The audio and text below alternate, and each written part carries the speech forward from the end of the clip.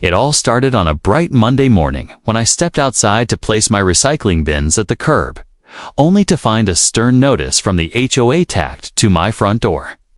They claimed my bins violated aesthetic rules and demanded I remove them immediately. I had been recycling for years, taking pride in reducing waste, teaching my kids the importance of sustainability, and showing my neighbors that small changes could make a big difference. The thought that my simple, environmentally responsible habit could be labeled a violation felt absurd and, frankly, infuriating. At first, I tried to reason with the HOA.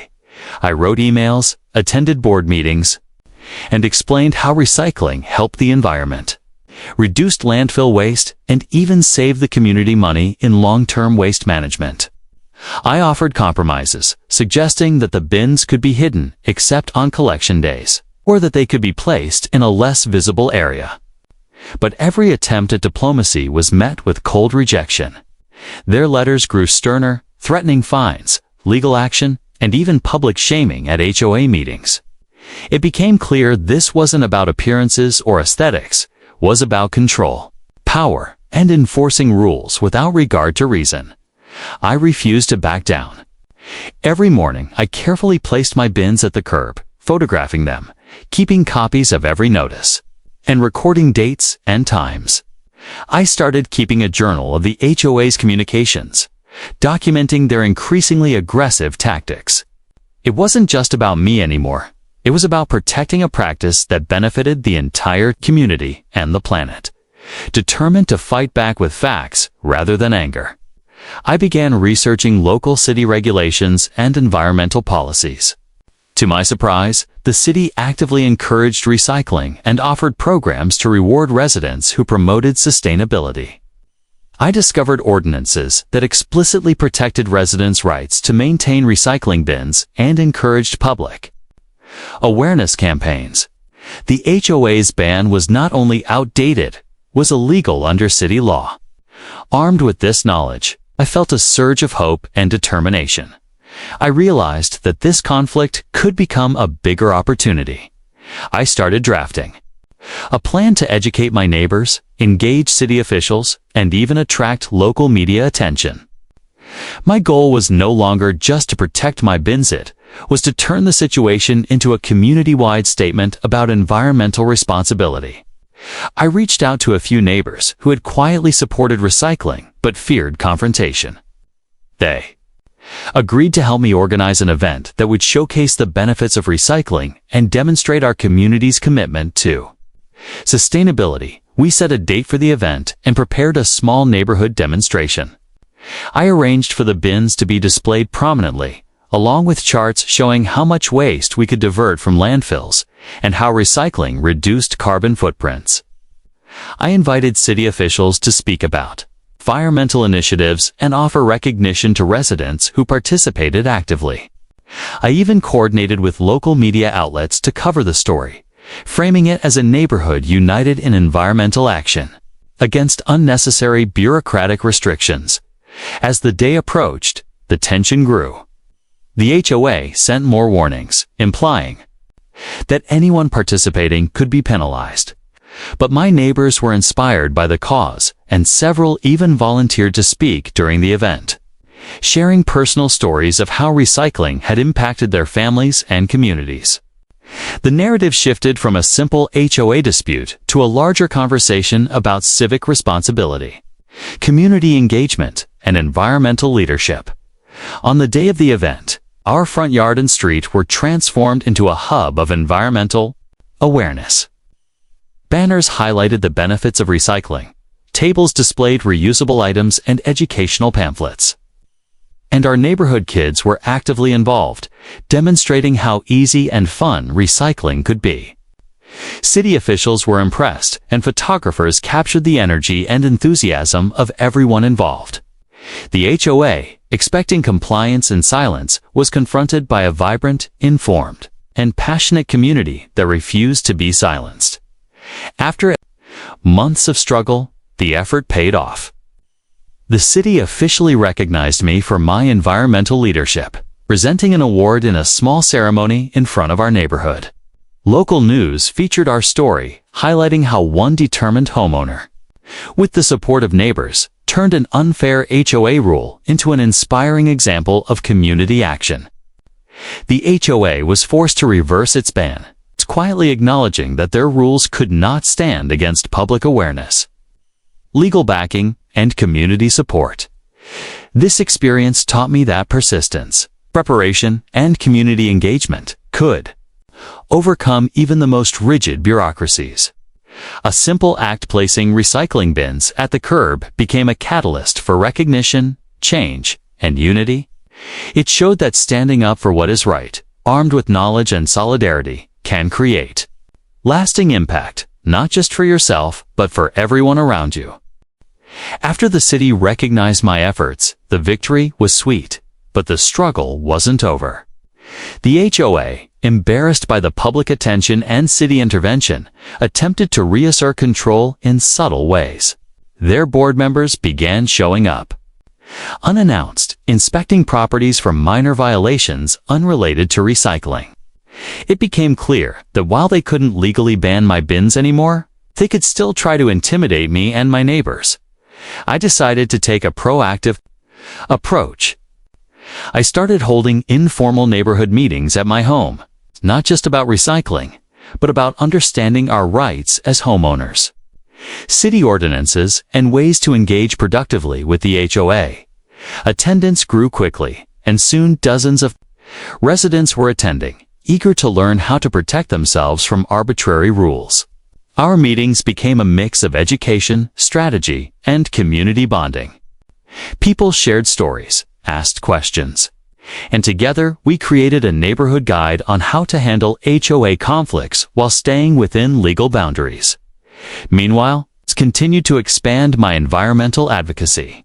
I partnered with local schools to create programs teaching children about recycling and sustainable practices. My backyard, once just a place for bins, became a hub for community workshops. We organized cleanup drives, composting demonstrations, and DIY recycling projects that families could take home. The enthusiasm was contagious, and the message spread quickly. Sustainability wasn't just an individual choice, was a shared community value, as the HOA realized that public opinion was no longer on their side. Some members began to subtly reach out to me, attempting negotiation. They proposed compromises like suggested bin covers or voluntary relocation of bins for aesthetic purposes. I politely declined, emphasizing that my bins were already compliant with city regulations and that any further restrictions would be illegal. My stance was firm, but reasonable, reinforcing my position as someone who understood both the law and the importance of community. Engagement. The media coverage didn't fade either. Local news outlets followed our neighborhood initiatives, highlighting our recycling programs and the educational workshops we hosted. I gave interviews explaining the importance of civic participation, environmental responsibility, and how residents could collaborate to overcome overreach. This exposure brought even more support, with neighbors from other areas reaching out for advice and encouragement. The HOA's attempts to intimidate residents gradually lost steam. Our community had become too organized, too knowledgeable, and too visible. Every time the board tried to enforce trivial rules, neighbors politely reminded them of city laws, documented violations, and, when necessary, sought legal counsel. The power dynamic had shifted.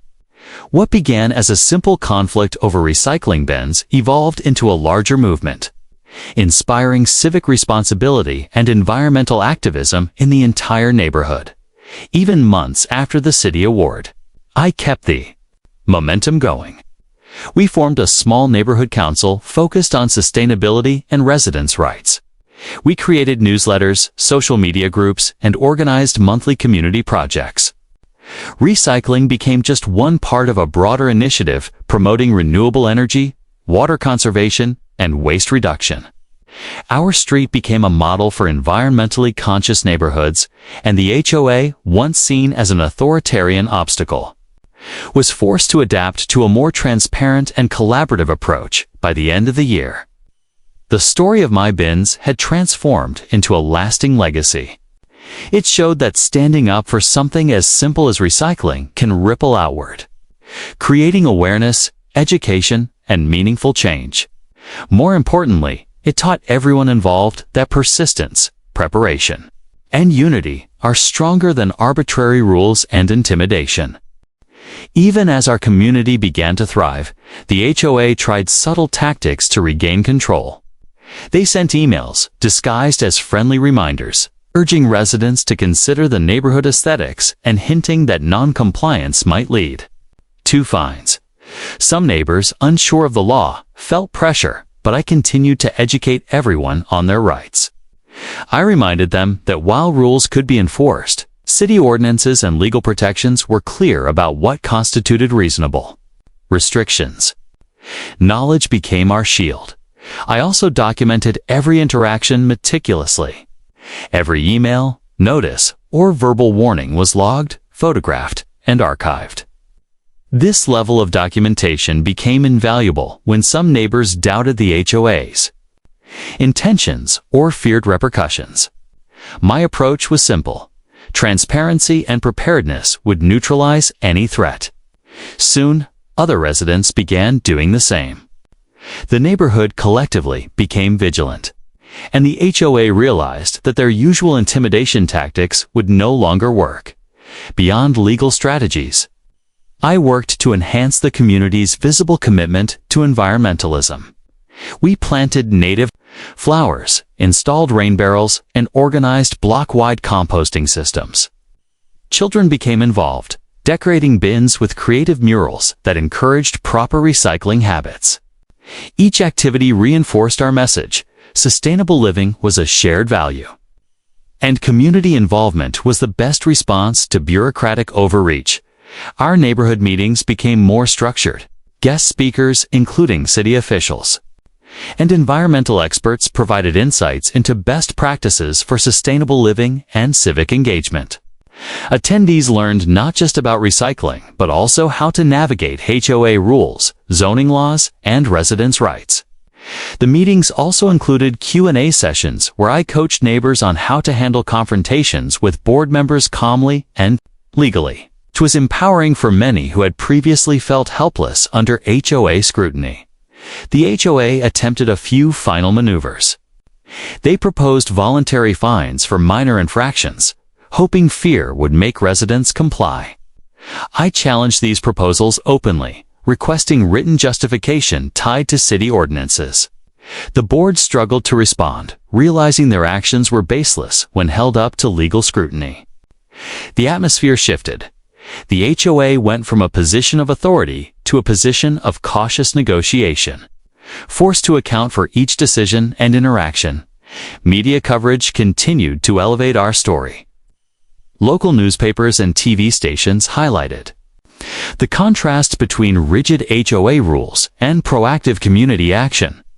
Our recycling initiative became a case study in civic empowerment, showing how organized residents could challenge overreach and turn conflict into constructive change. Requests for advice poured in from nearby neighborhoods facing similar HOA challenges. I compiled a guide on how to engage with boards effectively while staying compliant with laws, a resource that was widely shared. Neighbors became more confident. They installed additional bins, started small gardens, and organized regular cleanups without fear of reprisal. Residents felt ownership over both their properties and the community's well-being.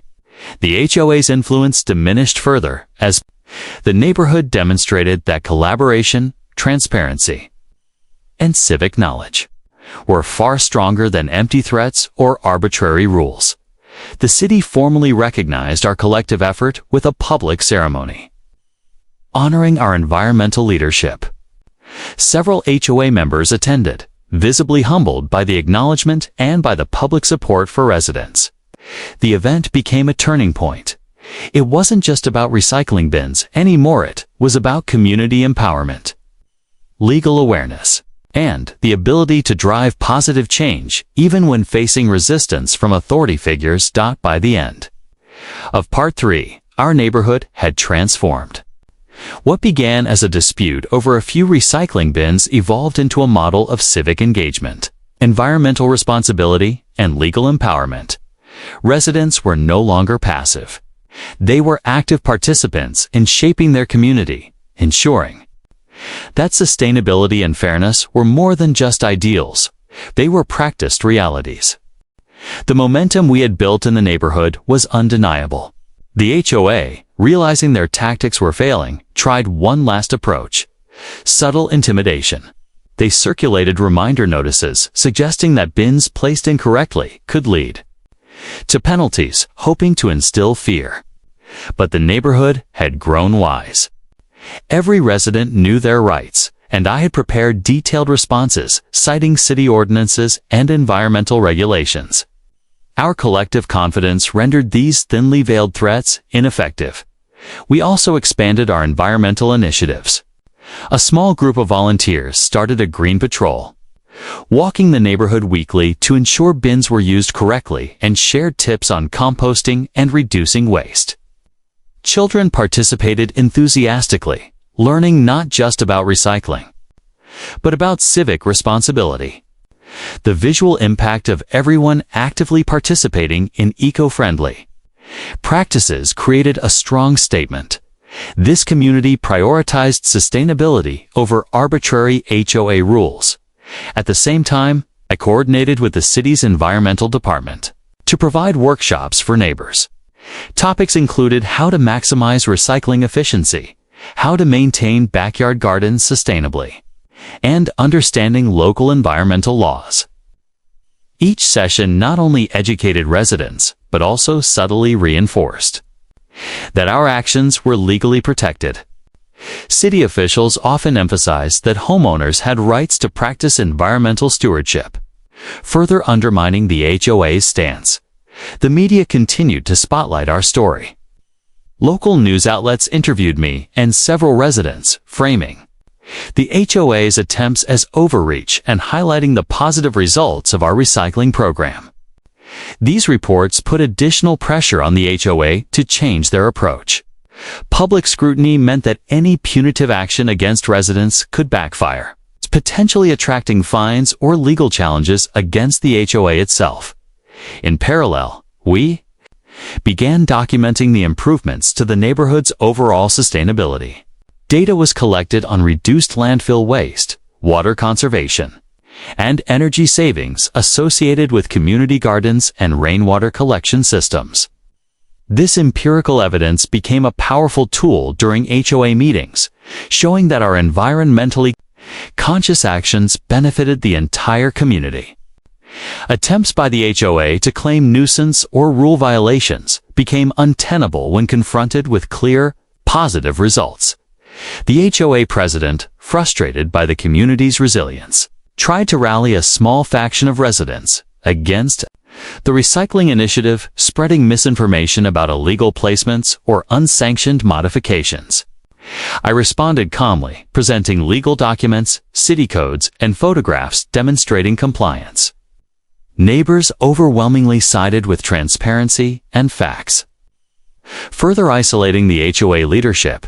Through it all, I maintained a careful balance between assertiveness and diplomacy. I ensured no action we took could be misrepresented as harassment or illegal. Every bin placement, garden setup, or educational activity was documented and compliant with local laws. This meticulous attention to detail protected the community and reinforced the narrative that residents were acting responsibly, not rebellionsly. Community morale skyrocketed. Neighbors proudly displayed recycling bins with colorful art, hosted matosa, small composting workshops, and maintained vegetable gardens. The HOA, once a symbol of arbitrary authority, became increasingly irrelevant as the neighborhood demonstrated self-governance, accountability, and civic pride. It was clear that our approach had shifted the balance of power. The HOA could no longer impose unreasonable rules without challenge. and residents felt empowered to engage in sustainable practices without fear. The neighborhood had evolved from passive compliance to active participation, creating a thriving, environmentally conscious community that inspired nearby areas to follow suit. By the final weeks of the battle, the neighborhood had fully embraced its identity as a green, environmentally conscious community. Residents were no longer worried about HOA interference. Instead, they celebrated every step toward sustainability. Bins were color-coded and decorated with community art. Gardens flourished, and composting programs were thriving. The city took notice, sending representatives to acknowledge the positive impact on waste reduction and public awareness. The HOA president, visibly frustrated, attempted one last maneuver threatening fines and legal action for unauthorized bin placements. I calmly compiled all documentation: city ordinances, environmental codes, emails, photographs, and media coverage. Each piece proved our actions were legal, beneficial, and publicly recognized. When the HOA attempted to enforce penalties, the city immediately intervened, warning them that any unlawful enforcement could lead to significant liability. Neighborhood meetings transformed from tense showdowns to celebratory events. We invited local environmental experts to speak, held workshops on recycling, and even organized a community eco-day with games, gardening tips, and demonstrations of sustainable living practices. Residents took pride in participating, showing that small actions could make a large impact. The HOA's influence effectively dissolved. Attempts to intimidate or control residents were ignored, and most members quietly withdrew from leadership positions. Their overreach had been exposed publicly, and their reputation suffered. In contrast, the community thrived, strengthened by unity, shared purpose, and civic engagement. Eventually, the city awarded me a formal recognition for environmental leadership, citing the neighborhood as a model of sustainable living. The award was displayed proudly at the community center, serving as a reminder that persistence, knowledge of the law, and collective action could triumph over arbitrary authority. The story of our neighborhood's victory spread beyond the local area, inspiring other communities to stand up for environmentally responsible practices and fight unreasonable restrictions. The transformation was more than just about recycling bins. It was about reclaiming our right to make positive changes, empowering residents to take initiative, and proving that well-informed, organized citizens could hold an HOA accountable. The neighborhood emerged stronger, greener, and more connected than ever. Reflecting on the journey, it's clear that standing up for what's right, especially when it benefits the community and the environment, requires patience, planning, and persistence. The HOA's attempts to control every small aspect of our lives failed because we understood our rights, documented our actions, and united as a community. Today, our neighborhood is a shining example of how ordinary homeowners can create extraordinary change. By staying informed, remaining calm, and working together, you can turn even the most challenging situation into a story of victory and inspiration.